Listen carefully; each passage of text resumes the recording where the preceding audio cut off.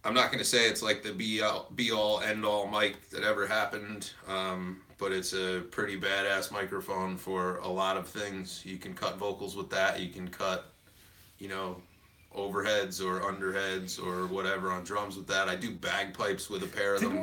Didn't we use that on the track we did? I'm sure we did. I use them. Did vocals I use them a lot. I have 4 of them, and they come up. I remember quite often. really liking that. Yeah. Yeah. Cool. Yeah, I just wanted to give a ask Jay that question because I feel like it's always a good one and a good place to start.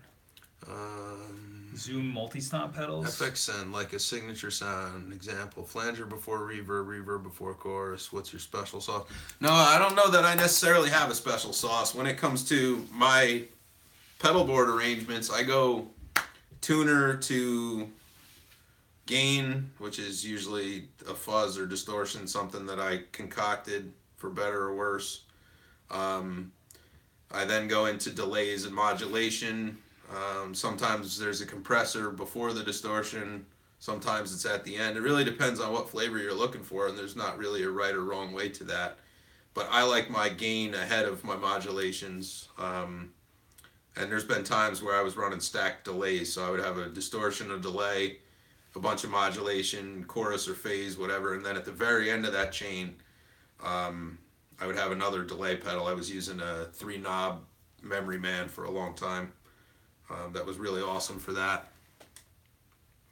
Have you ever used a Zoom multi-stomp pedal? I have not. Yeah, I can't say I've used one either. I have not. We got all this stuff. Yep. Tad said coffee. Coffee, yeah. Coffee. Sorry, man. Sorry. We got an accent. Okay, we got that. Address in the chat. That's Surfin's label. If you want to check it out, is facebook.com/2rarepublishing. Awesome. Cool. Everybody's checking out Queen City Tapes. Thank you, John, for checking that out. Yeah, the chat won't let you post links unless you're a moderator, so just let us know or do what these guys are doing if you have something you want to share. Just don't get too spammy with it. Catface, I think people rag on the starved plate design just because the point of the starved plate design is to generate inaccurate harmonic distortion, let's say.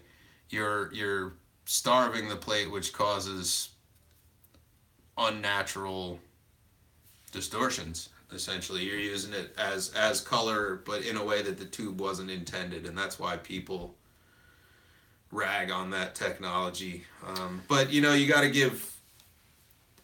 You sort of have to give context when it comes to things like that, because in a box that's, that big, it's pretty tough to fit a real high tension, high voltage DC supply. So the fact that it has a tube in it at all for color, it's actually kind of a neat thing. But well, the other point to that is, how does it sound, right? I mean, people are saying that they're just ragging on the design of it because it's plate starved, but what do they think it sounds? How does it work for them in their setup, Well, most people will never make it that far because they look at something as a starved plate design and they read the forums like Gear Sluts, and Gear Sluts says it's terrible. Starved plate stuff is shit. You should never ever use that in your signal chain because it's terrible.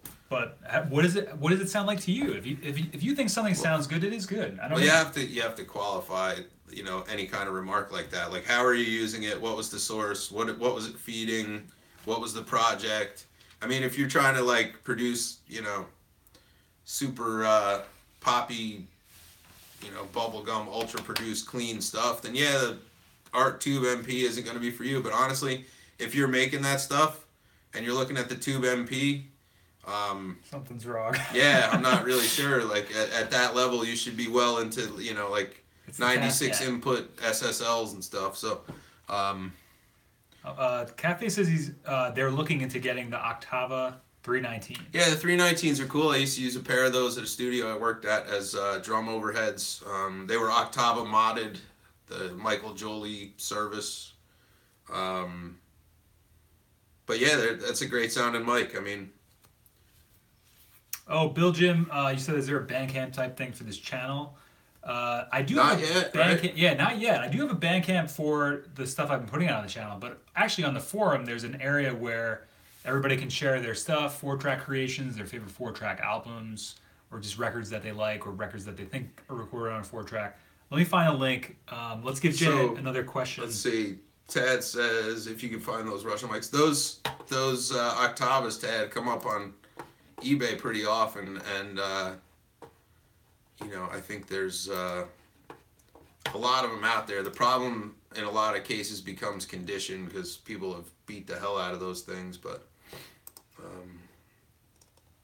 they're certainly out there if you go on the hunt. And Octava still makes mics, but most of what's available now are the pencils. It's an MK012, I think, which is a great mic, actually. It's an interchangeable capsule and whatnot. So, Cafes, I believe they're asking about the Art Tube MP. Do you keep them stock or mod them? All mine are stock, but I wasn't aware. I know that some people swap out the tube, but doesn't it not really use the tube or something? It's a fairly negligible difference because of the starve plate thing. Right.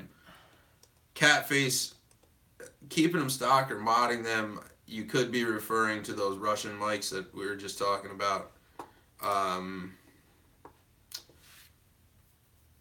I really like the 319s modded. I like the 219 with the head basket mod, although the two that I use most routinely are not modified at all. The electronics, it's a transformer output condenser, which is sort of unusual for the modern market anyway. Most things are FET driven, and they use some kind of quasi-balance setup for the outputs. So the Octavas, the 219 and 319 are a very specific animal. What do we got next? Next up, we have. Looks like Twin says he's got an MXR ribbon mic that he got. Has he ever used it? I've never heard of that.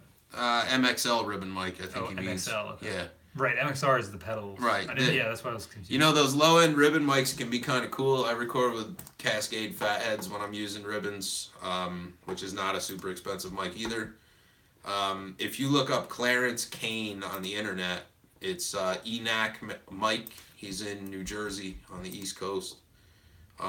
If you ever need re-ribbons or repairs, he's the guy. He worked as an RCA engineer,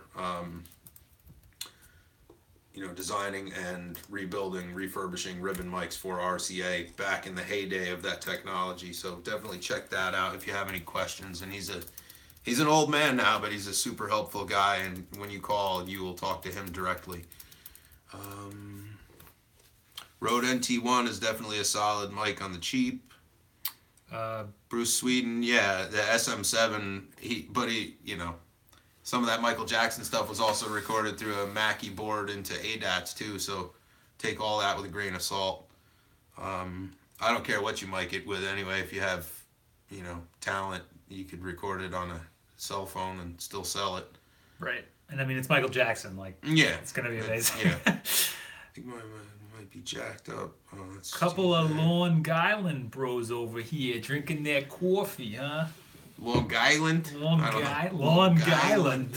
Long Island. I don't know. It's so weird when people say we have, people here have an accent. I don't know. And then you go to, Boston, they talk about driving the car. That's an accent to me. I'm not really too sure. But Country Sky said, I saw a Cheesehead in one of your videos, was like, hey, he from my state? No, not from your state. Wisconsin?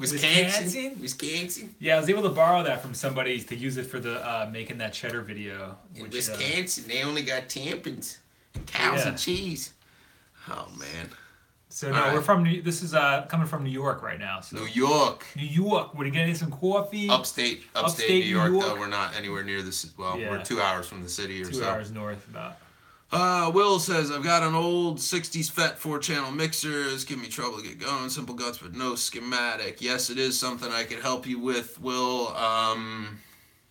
Can you send me some exterior shots and maybe some gut shots? And yeah, Will knows where the area is too. Definitely on the forum. Yeah, we'll sort of walk through that if you all you guys, if you have technical questions like that, I don't have all the free time in the world, but anything that I could sort of like get you pointed towards the right path, we'll work on it as I can help you on the forum. So definitely post whatever you want to know about, and we'll try to The see Task what's Cat. good.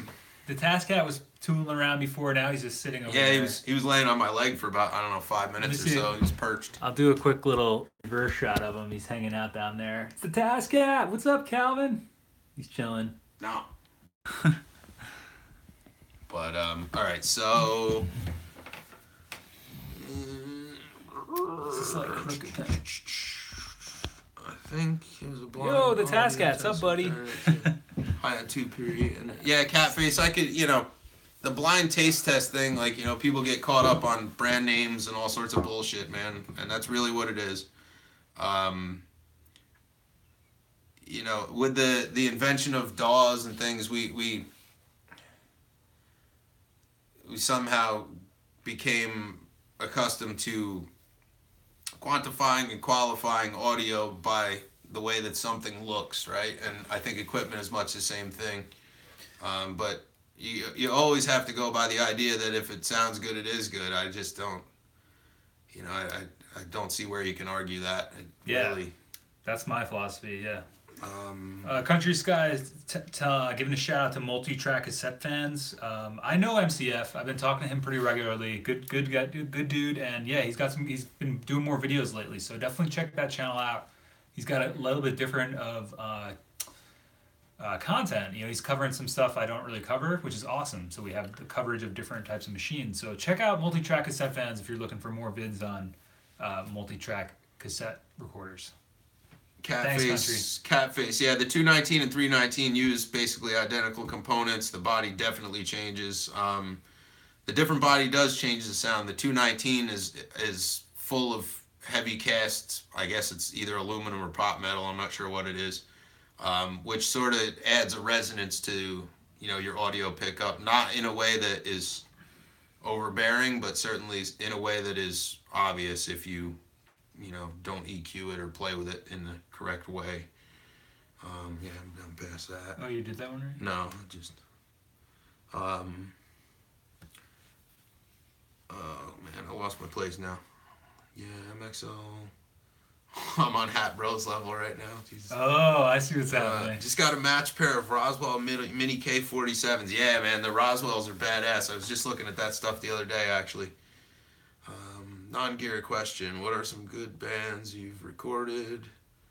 Bands that made music you've enjoyed? Well, actually, bands that made music I've enjoyed, man. Like, I grew up on sort of 90s Seattle stuff, man. And, like, my big inspirations as a young musician were guys like Tad, and bands like Tad and Nirvana and the Melvins and stuff like that is what I, really sort of, I guess, used to cut my teeth, man, is, and I've continued to listen to that stuff even long past the heyday of that sort of 90s scene.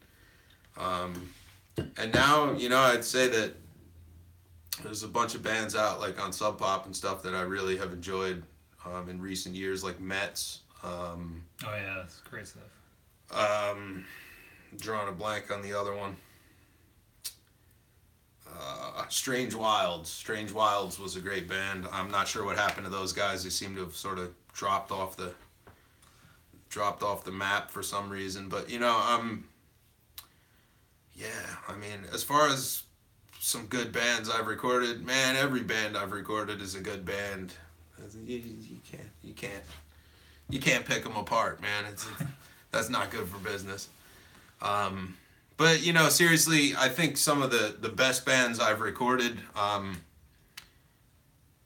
regardless of name, the best bands you'll ever record are the ones who are well rehearsed and write good material. Bands that are solid and who can play, and who are fluent in their, interpersonal dynamics. Or fluid in their interpersonal dynamics. Those are the best bands to work with. And there again, like, if you have a great band with great songs, I don't care what you're recording it with. Well, Bill Jim coming out with the hard questions. you guys ever been to Woodstock, New York? Where Bob Dylan. Hey, Bill Jim, I live about 12 minutes from the center of Woodstock, back towards a little town called Saugerties, where Woodstock 94 happened. That's less than 5 minutes from my house. There's a lot of, I wouldn't say there's Bob Dylan / band wannabes as much as there are Brooklyn hipster transplants that have swarmed and sort of taken things over. Do you think there's a certain magic there? Do I think there's a certain magic there? They claim there's a certain magic there. I don't think there's a certain magic there. I think what there is a sense cool little of town. But there's a sense of sort of peaceful serenity because it's set in the woods and shit that most people aren't accustomed to, and maybe that's magic. But when you live there, like it's like right in the Catskills. You know, I don't know. I don't think it's magical. I mean, there's a gas station there where you can buy cigarettes at. There's a couple venues and stuff, and it's a little town. There's head shops and. I mean, Big Pink is there. Big Pink is actually less than 5 minutes from my house. It's not in Woodstock. It's actually in Blue Mountain. Oh, really? Mm-hmm. Oh, okay. Next time you come up, if you want to go for a ride, I'll show you where that is. All right. Heck yeah. But all right. So. Good hiking up there, though. If you're like hiking. We got surfing some on brainwaves, yeah. Piss Jeans, shout out. Hot Snakes, Piss shout Jeans, out. Hot Snakes, definitely. GBV, of course. I was rocking Hag. Yeah, man. John Pittman rocking the Melvins, man. All right. Yo, I'm not even sure what the wrenches do. I mean, you can have one, twin. You guys earned it. I mean, you guys always coming out. Actually, surfing. You're right. The Fluid was a really good band too, man. I think sort of overlooked actually as the history of that whole scene goes. I also sort of always hated the stigma about that scene, being Seattle centric or whatever, because there were a lot of those bands that weren't even from Seattle, and most people have no clue about that. They all got sort of lumped together in a way that maybe isn't necessarily fair or representative of, their own influences and things. Deliver pianos to places in the Woodstock, yeah. Bring me a piano, man. Come on, you got any free ones? So much happier I found this community, no kidding. Hey, man, thanks. Yeah, Matt. Great to have you. I gotta get Matt's been wanting to send me some stuff that we can use on the channel and test out. So I gotta get you an address for that. I haven't ever seen the Rick Kelly guitars, no, but reclaimed materials in upstate New York, especially, is a huge thing. I mean, it's global, I guess, at this point, but we have whole businesses around here that are mills that are set up basically to reclaim and resaw and resell materials like that. So it doesn't surprise me that somebody's making guitars. Let's see. Yeah, smash the like button if you guys are having a good time. That helps out. Just gets the video into more playlists, and appreciate you guys doing that. Thank you so much for even saying that, guys. Appreciate that. So I hope everybody's finding, having a good time and sort of finding things informative. I'm always nervous about things like this because I'm not really sure what's going to come. Right. I mean, everything. I feel like there were so many things we were talking about that there's things obviously I don't know this stuff, so it's great. Andrew, in Portland, man. The last time I assume you mean Oregon. The last time I was in Portland, Oregon, we were going through like those reclaimed shops, the architectural salvage and stuff, and it was like, I wanted to bring home some brass doorbell plates. They had some ornamental ones off of like some old, I don't know what it was, I guess early 1900s buildings or whatever. And like, I think the cheapest one of those I found was like $20. Like for a brass plate that's probably, an inch and a half wide and 3 inches long. I mean, like, they know what they've got and they're capitalizing on the market of people who are willing to go do that. Because the people that actually reclaim stuff and use it for their own purposes are going out to job sites and demolition sites and collecting that stuff. They're not buying it from architectural salvage. When you go to architectural salvage, you're paying top dollar premium, and you're still buying old shitty wood with lead paint all over it. So, use your resources wisely. Doesn't everyone poop in bags in Portland? I'd be surprised if they're allowed to have plastic bags still in Portland, honestly. Yeah, one thing I was going to mention, Jay and I are thinking you're doing this like once a week, right? Some kind of Q&A or either like a He recording says, tutorial. so Twin says, did Porta Studios play a role in getting you into recording and eventually setting up your own studio? Yeah. Actually, it wasn't the Porta Studio. It was that Tascam box I had that had a big either yellow or green button you had to push to toggle between tracks. You could only record one at a time. I used to use a 3-channel realistic mixer with high Z mics, and I would do like the whole band on one track, and then we would stack other stuff over it. That machine actually broke on the way home from a session I did not far from here. When I was like, I don't know, I think I was 15 or 16. I was riding back with somebody, and whatever happened, it got smushed by a 115 cabinet, and it never worked right after, and I had since lost it, obviously. So the Porta O2 was the replacement for that. I got a Porta O2 and an SM57 for Christmas when I was like, I don't know, I think I was 16. And I made, I can't even tell you how many, like, batches of demos and things I've made with that thing. And then eventually I got to the point where, bands were wanting to track stuff, and I was running a PV Utility 1000 12-channel board down into my Porta O2. But it wasn't super conducive for most bands' workflows, so I had to sort of step up. I got into some very basic, like Cakewalk, Easy Creator would record left and right only in through the sound card, and I made records on a Pentium 3 machine straight into the sound card for a while off of that PV mixer. But before I started in the world of digital recording, up in Hurley, which is sort of next to Woodstock, between Woodstock and Kingston,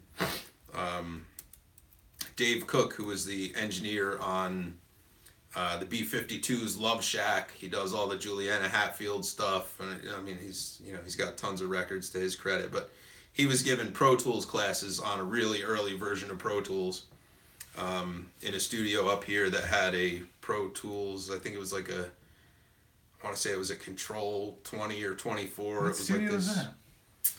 I don't actually know what it's called. It's still there. It's on Hurley Mountain Road.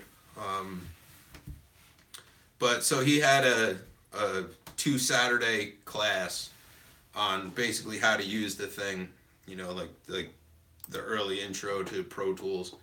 And I sat at that class and I took notes, and I still have the manual that he wrote on, how it all works and about channel strips and all this stuff. But to me at that point, the interfaces and everything were way out of reach, and there was no way I was going to be working with that. So I continued on after that, still with, good night, Tad. Good night, Tad. Thanks for Talk coming to you out. soon, man. No, Dreamland? no, it wasn't Dreamland. Dreamland is a big church studio, sort of on the edge of Bearsville. This studio is much smaller than that. The one I'm talking about, it was a converted house, no console, just used the Pro Tools control surface.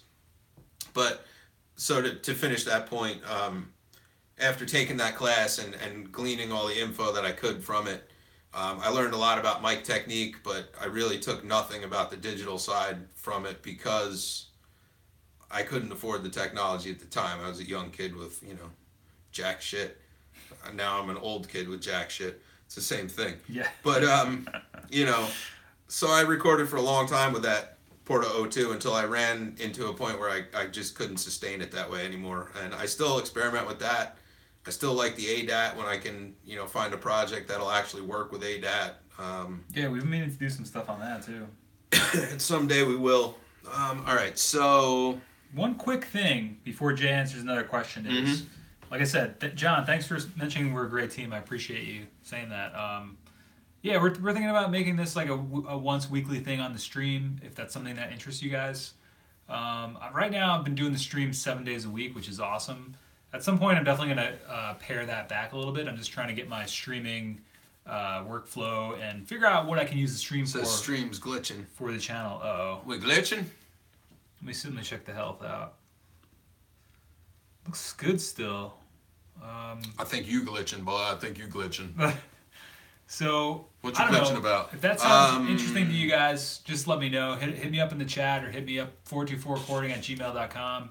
But yeah, at some point I'm going to be definitely paring back the 7 days a week. Let's see. Unless you guys want to keep coming for 7 days a week. So it's been getting crazy. All right, so Yeah, you're going to burn out. no, Pace yourself. any general organization Thanks, tips? Organization as far as sessions go, or as far as the studio environment itself is concerned? Just to expand upon that a little, I'll be happy to answer that one. John Pittman. Thanks, TJ. Yeah, thanks, TJ. Wiz, do you have any good stories from recording bands? There's a lot of good stories from recording bands. You know, pinpointing them and putting them into some context that might translate. I'm not too sure. When you get to recording bands regularly, you become that extra member of the band, and you become part of inside jokes and The fifth member. you know, or the eighth member or whatever. Yeah. You know, there's a lot of funny things that happen. But there's also a lot of really raw things that happen when you're working with bands in the studio. You know, you watch people realize their own strengths and weaknesses, which is both empowering and a little bit troublesome sometimes. But you know, my favorite stories of recording bands, honestly, I think revolve around just having really good experiences and getting great performances without having to hack up 10,000 passes and fake it. There's nothing worse to me than a faked performance where you're snapping drums to the grid and auto-tune and vocals, and you know, I hate that shit with a passion. And you know, when I record, there's no auto-tune. I don't do it. I have in the past. I think it's, you know, auto-tune is what's wrong with music. So I don't do it. You know, and I don't take projects that need it. Jen, what's up? How's Cali working out for you? Good to see you, Jen. Just reloaded. Gonna burn What out. lube does a 4-track need? What lube does a 4-track need? Well, What do we use when we you might be able to do it with white lithium grease with a needle greaser. I would carefully consult the manuals about that though. If it's gonna be in contact with plastic, you're gonna want to be careful with what you use. Steel to brass bearing seats and things like that. You could definitely use white lithium almost in all cases, but yeah, I would read through tech manuals because I'm sure that there are different things. Spect. a little glitchy? Okay, Jen, I would switch over to the LTE, but I gotta check my data first because I've been streaming a lot on that. I gotta make sure I don't run over. So for everybody out there, Jen, All right, let me try. Jen just joined the. Oh, you gonna switch? Yeah, I'm gonna switch it over, guys. Hold on. It shouldn't make a difference on your end here, but I'm gonna switch it over. Hold up. Yo, we back? Yep, we're back. So the I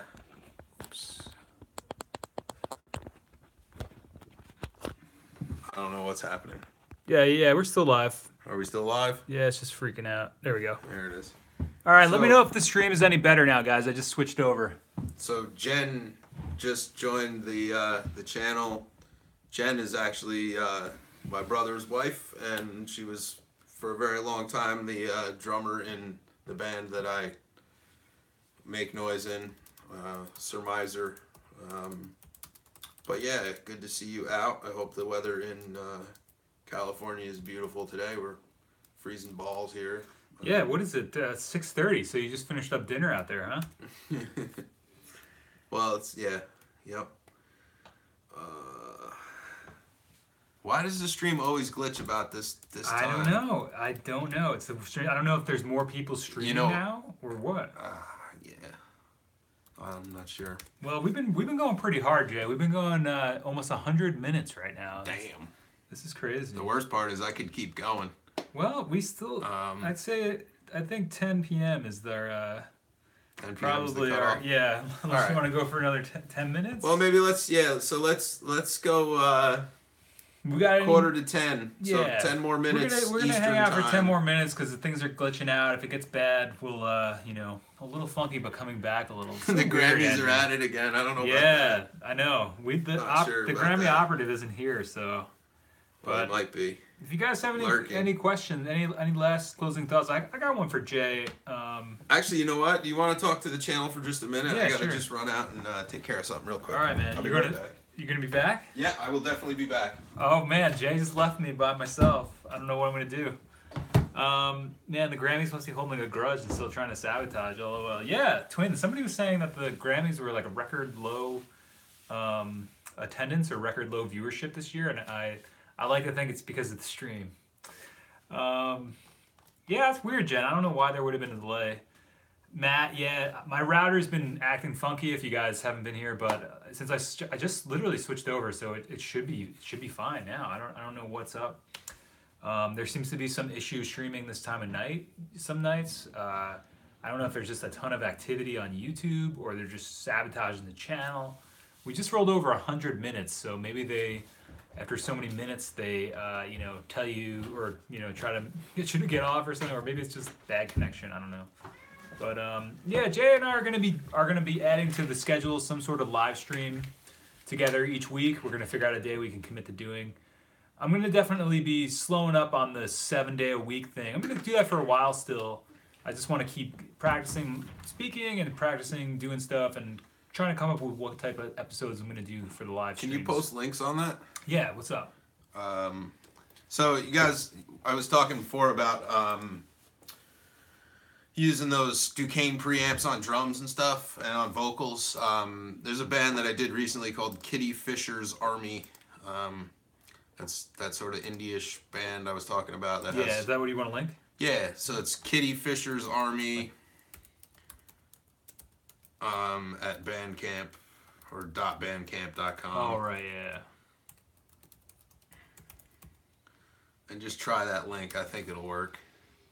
Shit, I gotta do an HTTP. I forgot about that. Damn. So there's a song up there called AEIOU that has a really good example of sort of a vintagey tom sound out of that preamp.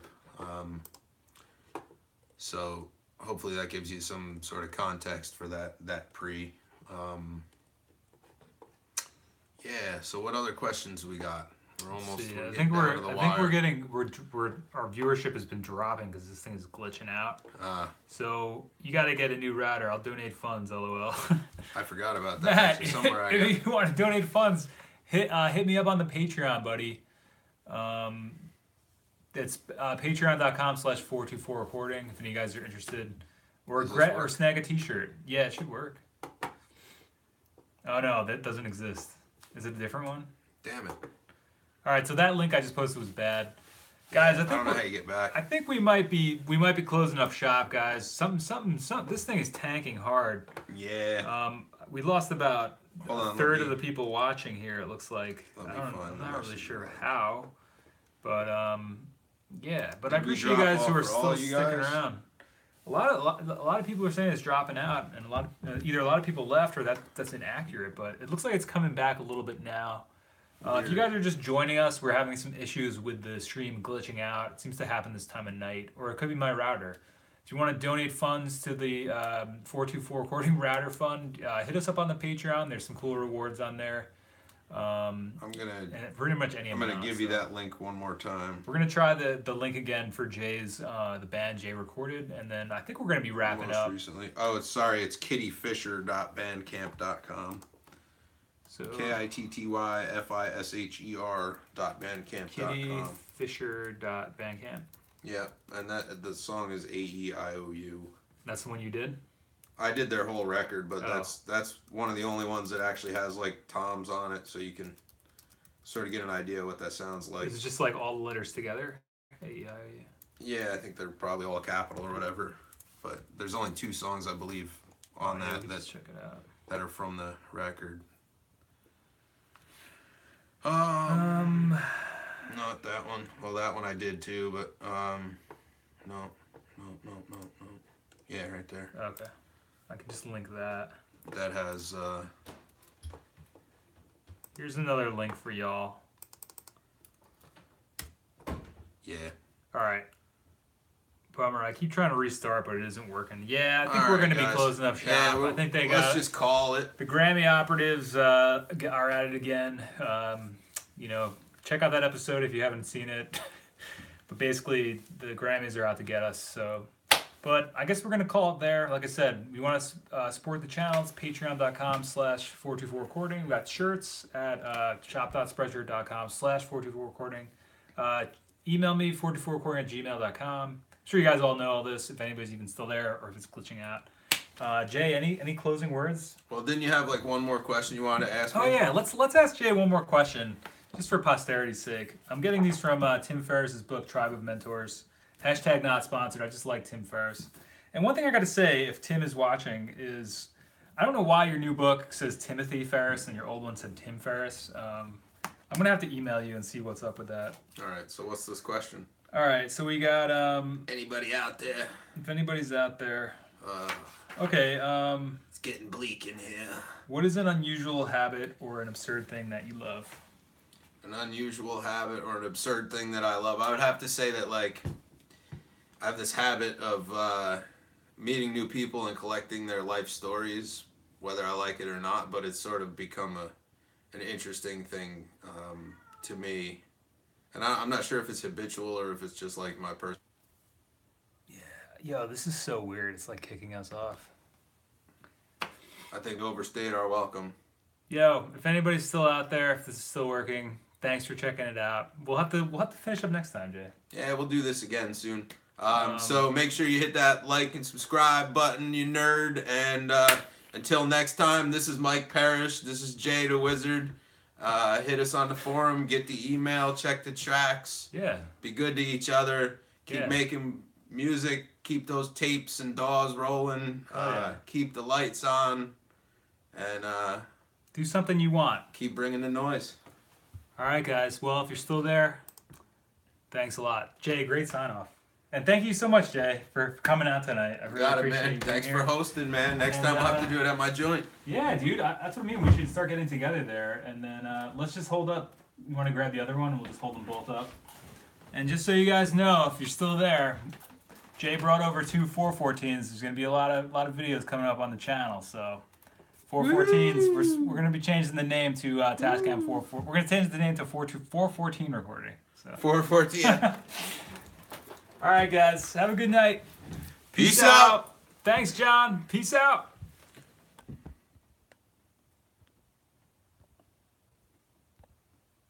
Yo, peace out.